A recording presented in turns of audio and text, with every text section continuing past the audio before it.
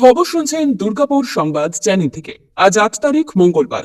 জানাবো আজকের বাছাই করা গুরুত্বপূর্ণ 10টি তাজা খবর। শুরুতেই হেডলাইন। ১,০৯,০০০ হিন্দু আমায় ভোট দিয়েছে, তাই মমতাকে হারাতে পেরেছি। নন্দীগ্রাম থেকে হুঙ্কার শুভেন্দু। তৃণমূলকে সরাতে হিন্দুরাই ভরসা। নন্দীগ্রামে দাঁড়িয়ে শুভেন্দুর বিস্ফোরক মন্তব্যে উত্তাল রাজনীতি। মহরমের লাঠি খেলা দেখতে যাওয়ায় কাল গর্তে জমা বৃষ্টির জলে পড়ে মৃত্যু 2 শিশুর। বৌমার পরকীয়ায় শাসন করায় কাল শ্বশুরকে শ্বাসরোধ করে খুন, পুকুরের পাঁকে পুঁতে রাখল দেহ। কাঁপছে বীরভূমের রত্মা গ্রাম। নিয়োগ পরীক্ষায় অংশ নিতে পারবেন না অযোগ্যরা। হাইকোর্টে বড় ধাক্কা খেল এসএসসি রাজ্য সরকার। আদালত থেকে স্বস্তি পেয়ে সুদীপ্ত রায়কে চিঠি পাঠালেন শান্তনু সেন। কি এমন লিখলেন চিঠিতে? 21শে জুলাইয়ে কি দিলীপ তৃণমূলে যাচ্ছেন? জল্পনার মধ্যে বিস্ফোরক দিলীপ। কোনো না কোনো মঞ্চ তো আমাকে দেখতেই পাবেন। দুর্গাপুরে দিনে দিনে বাড়ছে চোরেদের উৎপাত, ধরা পড়ল সিসিটিভিতে। পদে বসে বিরাট চমক দিতে চলেছেন শ্রমিক ভট্টাচার্য। এতদিন যা হয়নি বঙ্গ বিজেপিতে। 9 জুলাই অফিস কামাই চলবে না, বামেদের বন্ধ সংস্কৃতি রুখতে রাজ্যের নয়া নির্দেশ। কলেজের ইউনিয়ন রুমে মদ্যপান, কসবাকাণ্ডের আবহে পুরনো ভিডিও ভাইরাল হতেই অস্বস্তিতে টিএমসিতে। সরকারি রেজিস্ট্রারকে লাথি মারছেন তৃণমূল বিধায়ক, ভিডিও পোস্ট করে দাবি শুভেন্দু। দিনভর নিখোঁজ শিক্ষক, 15 লক্ষ টাকা মুক্তিপণ চেয়ে স্ত্রীকে মেসেজ। ভয়ঙ্কর ঘটনা হুগলিতে। প্রতিদিন সঠিক এবং নির্ভরযোগ্য খবর পেতে সাবস্ক্রাইব করুন দুর্গাপুর সংবাদ চ্যানেল এবং নতুন আপডেট পেতে বেল আইকনটি অন করুন। তৃণমূল কংগ্রেসকে ক্ষমতা থেকে সরাতে এবার আরো সরব বিজেপি। রাজ্য রাজনীতির কেন্দ্রে এখন হিন্দু ভোট। একদিকে রাজ্য বিজেপির নতুন সভাপতি শ্রমিক ভট্টাচার্য বলছেন, তৃণমূলকে হারাতে বিজেপি সমর্থক নয়, বিজেপি ভোটারদেরও পাশে আনতে হবে। অন্যদিকে বিরোধী দলনেতা শুভেন্দু অধিকারী বারবার সরাসরি হিন্দু ভোটারদের গুরুত্ব তুলে ধরছেন। সোমবার নন্দীগ্রামে কন্যা সুরক্ষা যাত্রা কর্মসূচিতে যোগ দেন শুভেন্দু। প্রবল বৃষ্টির মধ্যেও তিনি মিছিল করেন। সেখান থেকে রাজনৈতিক বার্তা দেন বিরোধী দলনেতা। নাম না করে রাজ্য সভাপতির কথার পাল্টা দেন তিনি। তার কথায়, হিন্দুরাই আমাকে বিধায়ক করেছে। 1,10,000 ভোটের মধ্যে 1,09,600 হিন্দুর ভোট আমি পেয়েছি। তা না হলে মুখ্যমন্ত্রী মমতা বন্দ্যোপাধ্যায়কে হারাতে পারতাম না। একটি বুথের ফলাফলের কথা তুলে ধরে বলেন, এক বুথে মমতা পেয়েছেন 790 ভোট, আমি পেয়েছি মাত্র 2টি। সেখানেই স্পষ্ট আমি মুসলিম ভোট পাই না। চাই না বলিনি, পাই না, এটাই বাস্তব। তার স্পষ্ট দাবি, রাজ্যে যদি আর 5 থেকে 6% হিন্দু বিজেপিকে ভোট দেন, তাহলে 2026 সালের বিধানসভা নির্বাচনে ক্ষমতা দখল করবে বিজেপি। অর্থাৎ এবার লক্ষ্য হিন্দু ভোটকে আরো একজোট করা। নন্দীগ্রামের সাম্প্রতিক সমবায় ভোটের প্রসঙ্গ তুলে শুভেন্দু বলেন, 2টি ব্লকের 21টি সমবায়ের মধ্যে 18টিতে বিজেপি জিতেছে, বাকি 2টিতে তৃণমূল মনোনয়নই দেয়নি। শুভেন্দুর বক্তব্য, 2021-এ নন্দীগ্রাম যা দেখিয়েছে, 2026-এ গোটা বাংলা তা দেখাবে। অন্যদিকে মাত্র 2 দিন আগে রাজ্য বিজেপির সভাপতি শ্রমিক ভট্টাচার্য বলেন, যারা no vote to BJP slogan তুলেছিলেন তাদের বলছি, এবার মুখোশ করে নয়, সরাসরি লড়াই করুন। বিজেপির বিরুদ্ধে যদি সত্যিই লড়তে চান, তবে তৃণমূলের পাশে এসে হাঁটুন আর ভোট কেটে তৃণমূলকে আবার ক্ষমতায় এনে পশ্চিমবঙ্গের ভবিষ্যৎ অন্ধকার করবেন না। এই অবস্থায় রাজ্য রাজনীতিতে একদিকে বিজেপির নতুন সভাপতি সংগঠনের ভিত শক্ত করতে চাইছেন, অন্যদিকে বিরোধী দলনেতা জোর দিচ্ছেন ভোট কৌশলে। আর সেই কৌশলের কেন্দ্রে এখন হিন্দু ভোট। সব মিলিয়ে 2026-এর লড়াইকে ঘিরে বিজেপির অভ্যন্তরীণ বার্তা আরো পরিষ্কার হচ্ছে। তৃণমূলকে হারাতে চাই হিন্দু ভোটের একত্রীকরণ এবং বিজেপি সমর্থকদের বিশ্বাসযোগ্যতা অর্জন। মহরমের লাঠি খেলা দেখতে যাওয়ায় কাল মাঠের রাস্তার গর্তে জমা বৃষ্টির জলে পড়ে মৃত্যু হলো 2 শিশুর। একজনের বয়স 5 বছর, অন্যজনের 4 বছর। তারা সম্পর্কে তুতো ভাই। ঘটনাকে কেন্দ্র করে ব্যাপক চাঞ্চল্য মালদহের রতুয়া 1 নম্বর ব্লক এলাকায়। পুলিশ সূত্রে জানা গিয়েছে, মৃতরা হলো শেখ আয়াত, বয়স 5 বছর এবং শেখ ফাইজান, বয়স 4 বছর। স্থানীয় একটি নার্সারি স্কুলে কেজি 1-এ পড়াশোনা করত তারা। বাড়ির অদূরে এই 2 শিশু মহরমের লাঠি খেলা এবং মেলা দেখতে যাচ্ছিল। তারপর আর বাড়ির লোক তাদের হদিশ পায়নি। কয়েক ঘন্টা পর গর্তে জমা জলে এক শিশুর হাত দেখতে পাওয়া যায়। তাতে বিষয়টি নজরে পড়ে প্রতিবেশীদের। এরপর অচৈতন্য অবস্থায় গর্ত থেকে দুই ভাই উদ্ধার হয়। তড়িঘড়ি তাদের উদ্ধার করে নিয়ে যাওয়া হয় রতুয়া হাসপাতালে। সেখানে চিকিৎসকরা তাদের মৃত বলে ঘোষণা করে। এরপরেই খবর দেওয়া হয় থানায়। ইতিমধ্যে দুই শিশুর নিথর দেহ ময়না তদন্তে পাঠানো হয়েছে। মৃত্যুর কারণ খতিয়ে দেখতে ঘটনার তদন্ত শুরু করেছে পুলিশ। তবে জমা জলে হেন মর্মান্তিক ঘটনায় ক্ষোভে ফুঁসছে স্থানীয়রা। কান্নায় ভেঙে পড়েছে পরিবারের সদস্যরা। পরকীয়ায় জড়িয়েছিল বৌমা, শাসন করায় প্রাণ গেল শ্বশুরে। প্রৌঢ়কে খুন করে পুকুরের পাকে দেহ পুঁতে দেওয়ার অভিযোগে তোলপাড় বীরভূমের মল্লারপুর থানার রতমা গ্রাম। সোমবার সকালে রতমা গ্রামের একটি পুকুরের পাড় থেকে তমাল বাগদি নামে 55 বছরের এক প্রৌঢ়ের দেহ উদ্ধার করে মল্লারপুর থানার পুলিশ। রবিবার তাকে খুন করে পুকুরের পাকে পুঁতে দিয়ে যায় খুনিরা। খবর পেয়ে ঘটনাস্থলে আসে রামপুরহাট মহকুমা পুলিশ আধিকারিক। খুনের সঙ্গে যুক্ত থাকার অভিযোগে দুজনকে আটক করেছে মল্লারপুর থানা। তবে দেহটি উদ্ধার করে রামপুরহাট মেডিকেল কলেজে পাঠানো হয়। পুলিশের অনুমান শ্বাসরোধ করে খুন করে পুকুরের পাড়ে নিয়ে গিয়ে দেহটি পুঁতে ফেলা হয়। রবিবার সন্ধ্যায় নিজের জমিতে চাষের কাজ দেখতে গিয়ে আর বাড়ি ফেরেননি তমাল বাবু। তার স্ত্রী সুসারি বাগদি জানান, বিকেল 5টায় জমির চাষ দেখতে যায়। ভাগ্নের সঙ্গে শেষ দেখা হয়। তাকে স্বামী এগিয়ে যেতে বলে, কিন্তু বাড়ি না ফেরায় রাতে খোঁজাখুঁজি করেও কিছু পায়নি। গ্রামবাসীরা জানায় তমালবাবু ভুলবশত কোথাও চলে গিয়েছে বলে গ্রামে উঠে যায়। কিন্তু জমি থেকে কিছুটা দূরে পুকুরের পাড়ে নতুন মাটি খোঁড়া দেখে সন্দেহ হয়। খোঁড়াখুড়ি করতে তমালের দেহ উদ্ধার হয়। পরিবারের লোক তাকে শনাক্ত করে। সুসারি দেবের অভিযোগ, তাদের বৌমা বিবাহ বহির্ভূত সম্পর্কে জড়িয়ে পড়েছিল। তাকে শাসন করায় বৌমা, তার বাবা, গ্রামের লক্ষণ বাগদি এবং মনোজ বাগদি এই খুনে জড়িত। পুলিশ গ্রামের দুই যুবককে আটক করে। তার মধ্যে বৌমার সঙ্গে বিবাহ বহির্ভূত সম্পর্কে যুক্ত থাকা সেই যুবকও আছে।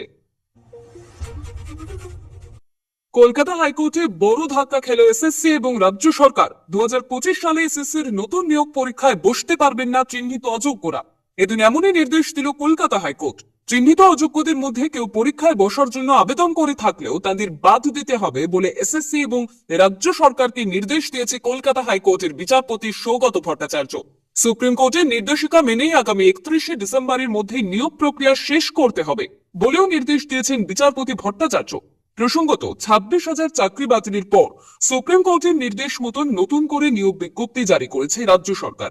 সেই নিয়োগ পরীক্ষার জন্য ইতিমধ্যেই আবেদন করার প্রক্রিয়াও শুরু হয়েছে। যদিও রাজ্য সরকার নিয়োগ প্রক্রিয়ায় অযোগ্যদের সুযোগ করে দেওয়া হচ্ছে বলে অভিযোগ তুলে কলকাতা হাইকোর্টে একাধিক মামলা হয়। নতুন নিয়োগ বিধিতে যোগ্য এবং অযোগ্যদের আলাদা করা হয়নি বলে অভিযোগ ওঠে। যদিও এসএসসির আইনজীবী কল্যাণ বন্দ্যোপাধ্যায় এবং অ্যাডভোকেট জেনারেল কিশোর দত্ত সওয়াল করতে গিয়ে বলেন, সুপ্রিম কোর্ট নির্দিষ্টভাবে কোথাও বলেনি যে চিহ্নিত অযোগ্যরা নতুন নিয়োগ প্রক্রিয়ায় অংশগ্রহণ করতে পারবেন না।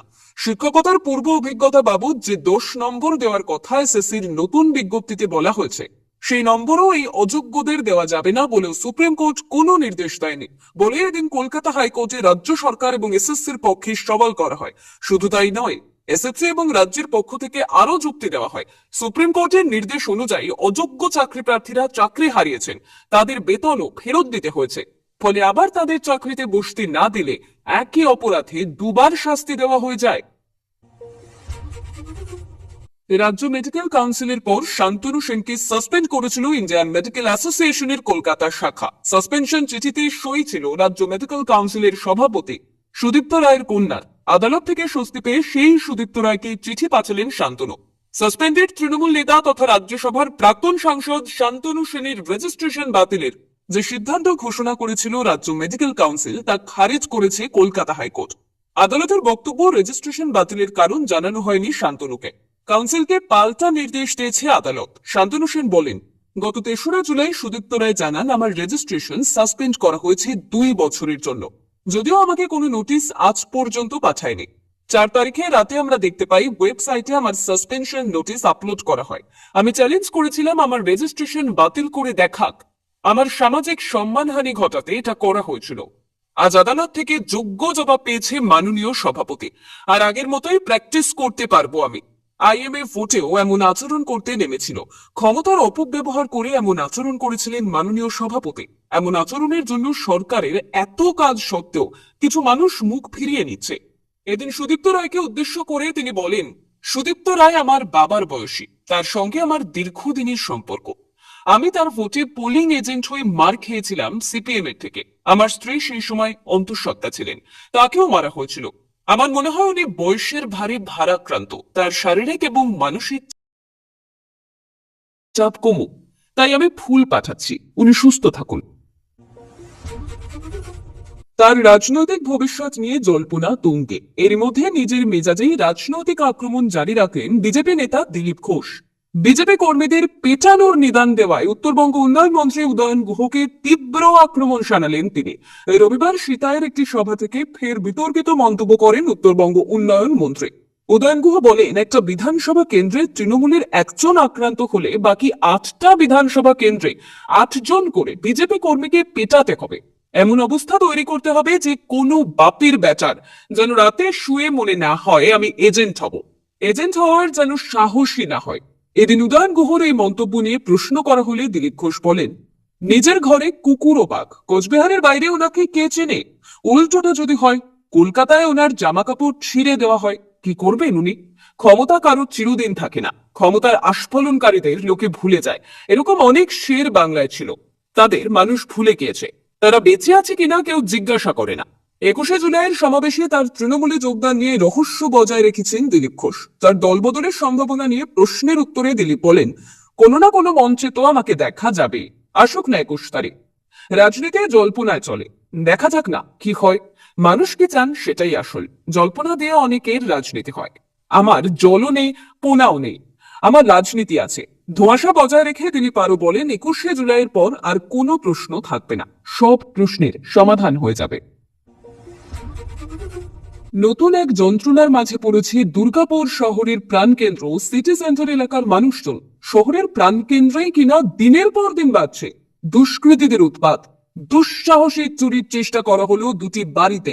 সামনে এলো তার সিসিটিভি ফুটেজ, যেখানে স্পষ্ট দেখা যাচ্ছে রাতের অন্ধকারে দুষ্কৃতীরা টার্গেট করছে এই শহরের প্রাণকেন্দ্র সিটি সেন্টারের বেশ কিছু এলাকার বাড়িগুলিকে। মুখে রুমাল বেঁধে রীতিমতো এই দুষ্কৃতীদের উৎপাত বাড়াচ্ছে শহরের হাই প্রোফাইল ওয়ার্ড 22 নম্বর ওয়ার্ডের ম্যাক্সমুলার রোড নন্দলাল বিথি এলাকায়। একই সাথে দুষ্কৃতীদের নিশানায় পড়েছে এক দন্ত চিকিৎসকের বাড়ি এবং এক ইন্স্যুরেন্স অফিস। যদিও চুরি করতে পারেনি তারা, কিন্তু চিকিৎসকের বাড়ির সারমেয়দের চিৎকারে দুষ্কৃতীরা পালিয়ে গেলেও ও ইন্স্যুরেন্স অফিসের তালা ভেঙে তাদের অস্তিত্বের জানান দিয়েছে সশস্ত্র দুষ্কৃতীরা। আর এদের আতঙ্কে রাতের ঘুম উড়েছে অভিজাত এই এলাকাগুলিতে। এলাকার মানুষের দাবি, পুলিশে টহল বাড়াতে হবে, নচেত বিপদাশূন্য। সিটি সেন্টার নন কোম্পানির না করে কমিটির সভাপতি পীযূষ মুখার্জি জানান, এলাকাবাসীর নিরাপত্তায় পুলিশকে টহল বাড়ানোর জন্য বলা হয়েছে। সামনেই তো দুর্গাপুজো, তাই এদের উৎপাত বাড়ছে। সুকান্ত যুগের অবসানে শ্রমিক ভট্টাচার্য রাজ্য বিজেপির সভাপতি হওয়ার পর থেকেই দলে বড় পরিবর্তনের হাওয়া। নতুন সভাপতির নেতৃত্বে এবার ঢেলে সাজানো হচ্ছে বঙ্গ বিজেপির বিভিন্ন সাংগঠনিক এবং অন্যান্য কমিটি। চলতি মাসে রাজ্য কমিটি, মোর্চা এবং বিভিন্ন সেলে ব্যাপক রদবদল আসবে বলেই জানা গিয়েছে। জুলাই মাসে নতুন রাজ্য কমিটি গঠনের প্রক্রিয়া শুরু করেছেন শ্রমিক ভট্টাচার্য, যেখানে 5 জন সাধারণ সম্পাদকের মধ্যে 2 জনের পদ বদল হতে পারে এবং মোর্চা সভাপতি পদেও পরিবর্তন আসার সম্ভাবনা রয়েছে। বিজেপির সূত্রে খবর, 20 জুলাইয়ের পর এই রদবদল কার্যকর হবে। নতুন রাজ্য সভাপতি শ্রমিক ভট্টাচার্য 2026 সালের বিধানসভা নির্বাচনকে সামনে রেখে দক্ষ এবং সক্রিয় নেতাদের নিয়ে নিজের দল গোছাতে চাইছেন। রাজ্য সাধারণ সম্পাদক, সহ সভাপতি এবং সম্পাদক পদে বড় পরিবর্তন আসতে পারে, যেখানে পুরনো এবং ব্রাত্য কর্মীদের গুরুত্ব বাড়ানো হবে বলে মনে করা হচ্ছে। এছাড়াও যুব এবং মহিলা মোর্চার শীর্ষ পদেও বদল আসার সম্ভাবনা রয়েছে। 9 জুলাই অফিস কামাই করা চলবে না রাজ্য সরকারি কর্মচারীদের। বুধবার আচমকা ছুটি নিলে বা হাফ ডে অফিস করলেই শোকজ করতে পারে রাজ্য প্রশাসন। সোমবার বিজ্ঞপ্তি জারি করে সে কথাই জানিয়ে দিল নবান্ন। 9 তারিখ দেশ জুড়ে বন্ধ ডেকেছে শ্রমিক সংগঠন এবং শিল্প ফেডারেশন। আর এই বন্ধ সংস্কৃতির ঘোর বিরোধী তৃণমূল সরকার। বিজ্ঞপ্তিতে বলা হয়েছে, 9 জুলাই সমস্ত সরকারি এবং সরকারি সাহায্যপ্রাপ্ত অফিস খোলা থাকবে। সকল কর্মচারীকে হাজিরাও দিতে হবে। ওই দিন কোনো ক্যাজুয়াল লিভ বা হাফ ছুটি নেওয়া যাবে না। বিনা অনুমতিতে কোনো কর্মী অনুপস্থিত থাকলে বেতনও কাটা হতে পারে, পাশাপাশি শোকজও করা হতে পারে। উপযুক্ত জবাব না পেলে কড়া পদক্ষেপ করা হতে পারে। তবে 4 ক্ষেত্রে ছাড় দেওয়া হয়েছে। 1, কর্মী হাসপাতালে ভর্তি থাকলে। 2 পরিবারের সদস্যের মৃত্যু হলে। 3 গুরুতর অসুস্থ থাকলে। 4 8 তারিখের আগে থেকে অনুপস্থিত থাকলে। 5 সন্তানের দেখভাল, মাতৃত্বকালীন বা অসুস্থতার জন্য আগে থেকে ছুটি নেওয়া থাকলে তা আগের মতোই থাকবে। এর বাইরে হঠাৎ করে ছুটি নিলে সরকার কর্মীদের বিরুদ্ধে কড়া পদক্ষেপ করা হবে। শোকজের জবাব না দিলে কড়া পদক্ষেপ হবে। উল্লেখ্য, 21টি শ্রম আইন বাতিল করে 4টে শ্রম কার্ড চালুর বিরোধিতা করে 9 জুলাই দেশ জুড়ে বন্ধ ডেকেছে বাম শ্রমিক সংগঠনগুলি।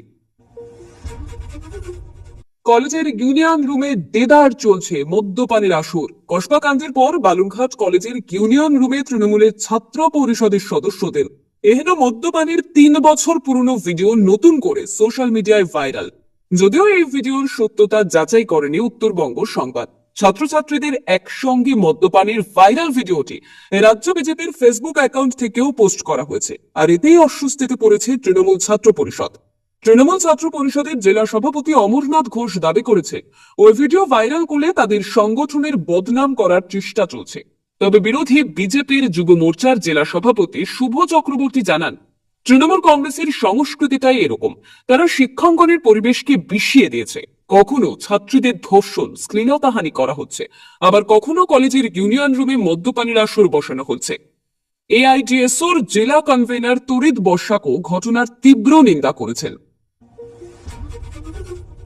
স্বাস্থ্যবিজ্ঞান বিশ্ববিদ্যালয়ের সহকারী রেজিস্ট্রার প্রণয় চক্রবর্তীকে লাথি মারছে ডেবরার তৃণমূল বিধায়ক হুমায়ুন কবির, আর বিধায়কের মার মুখ বুঝে সহ্য করছেন রেজিস্ট্রার। এক্স হ্যান্ডেলে এমন এক ভিডিও শেয়ার করে দাবি করলেন রাজ্যের বিরোধী দলনেতা শুভেন্দু অধিকারী। স্বাভাবিকভাবে এই ভিডিও সামনে আসতেই ঝড় উঠেছে রাজ্য রাজনীতিতে। যদিও ভিডিওর সত্যতা যাচাই করেনি উত্তরবঙ্গ সংবাদ অনলাইন।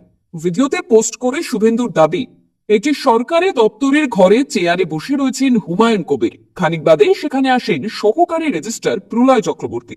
বিধায়ককে দেখে কথাবার্তা সেরে নেন তিনি। এই কথোপকথন চলাকালীন আচমকা হুমায়ুন কবির তাকে লক্ষ্য করে জুতো পায়ে লাথি মারেন। এরপর তড়িঘড়ি সেখান থেকে প্রলয়বাবু বেরোতে গেলে তাকে ঘুষি মারেন প্রাক্তন আইপিএস। সোমবারই ভিডিওটি এক স্যান্ডেলে পোস্ট করেন শুভেন্দু, সঙ্গে লিখে, মমতা বন্দ্যোপাধ্যায়ের সুশাসনের দৃষ্টান্ত এমনই হয়। স্বাস্থ্য বিভাগের অন্তর্গত একজন অফিসারকে প্রকাশ্যে মারধর করার পরেও দপ্তরের নীরবতা সবকিছু বলে দিচ্ছে। সম্প্রতি অনুব্রত মণ্ডল এক পুলিশ অফিসারকে গালিগালাজ করেছিলেন, সেই ঘটনাও ধামাচাপা পড়ে যায়। এখানেও কি একইভাবে সব চেপে দেওয়ার অপেক্ষা? একজন হিন্দু আধিকারিক আক্রান্ত হয়েছেন বলে প্রশাসন চুপ করে আছে। যদি ঘটনাটি উল্টো হতো তাহলে কি প্রশাসন এমন নিশ্চুপ থাকতো? তবে গোটা ঘটনা প্রসঙ্গে হুমায়ুন বলেন, সবটা ফেক, আইনি পদক্ষেপ নেব। দিনভর বেপাত্তা স্বামী, 15 লক্ষ টাকা মুক্তিপণের দাবিতে স্ত্রীর কাছে ফোন, বধূ পুলিশের দ্বারস্থ হতে প্রকাশ্যে চাঞ্চল্যকর তথ্য। অনুমান টাকা আদায়ে নিজেই অপহরণের নাটক সাজিয়েছিল গুণধর। যদিও এ বিষয়ে এখনো নিশ্চিত নয় পুলিশ। ইতিমধ্যে যুবককে উদ্ধার করে নিজেদের হেফাজতে নিয়েছে পুলিশ। খতিয়ে দেখা হচ্ছে গোটা বিষয়টা। জানা গিয়েছে ওই যুবকের নাম দেবকুমার দাস। তিনি পেশায় স্কুলের শিক্ষক। গত 4 জুলাই হরিপাল থানার বন্দিপুর গ্রামের বাড়ি থেকে বের হন দেব। স্ত্রী অর্পিতাকে জানিয়েছিলেন তিনি তারকেশ্বর যাচ্ছে। এরপর দীর্ঘক্ষণ পেরিয়ে গেলেও তিনি ফেরেননি। এরপর 15 লক্ষ টাকা মুক্তিপণ চেয়ে মেসেজ যায় অর্পিতার কাছে। পরের দিন পুলিশের দ্বারস্থ হন তিনি। সঙ্গে সঙ্গে শুরু হয় তদন্ত। নিখোঁজ ব্যক্তির মোবাইল ট্র্যাক করে পুলিশ জানতে পারে দেব একটি চলন্ত ট্রেনের মধ্যে। ট্রেনটি মধ্যপ্রদেশের দিকে যাচ্ছে। সঙ্গে সঙ্গে ট্রেনটিকে শনাক্ত করা হয়। পাশাপাশি এই খবর জেলার সমস্ত থানায় ফরওয়ার্ড করা হয়। ঝাঁসি এলাকা থেকে যুবককে উদ্ধার করে পুলিশ। সোমবার তাকে তোলা হয় আদালতে। পুলিশ জানিয়েছে, দেব গত 4 জুলাই বাড়ি থেকে বের হওয়ার পর ঠিক কি ঘটেছিল তা এখনো স্পষ্ট নয়। আদেও কি তাকে কেউ অপহরণ করেছিল? যদি করে থাকে তাহলে তারা কারা? কেন এই অপহরণ তা খতিয়ে দেখা হবে। কারণ নিখোঁজ ব্যক্তির সঙ্গে ট্রেন থেকে দ্বিতীয় কাউকে পাওয়া যায়নি বলেই খবর। এতক্ষণ খবর শুনছিলেন দুর্গাপুর সংবাদ চ্যানেল থেকে। খবর আজকের মতন এই পর্যন্তই। খবরগুলো আপনার কেমন লাগলো অবশ্যই কমেন্ট করে জানাবেন, এবং নিয়মিত সঠিক খবর শোনার জন্য দুর্গাপুর সংবাদ চ্যানেলটিকে সাবস্ক্রাইব করে রাখুন। দেখা হচ্ছে পরবর্তী ভিডিওতে।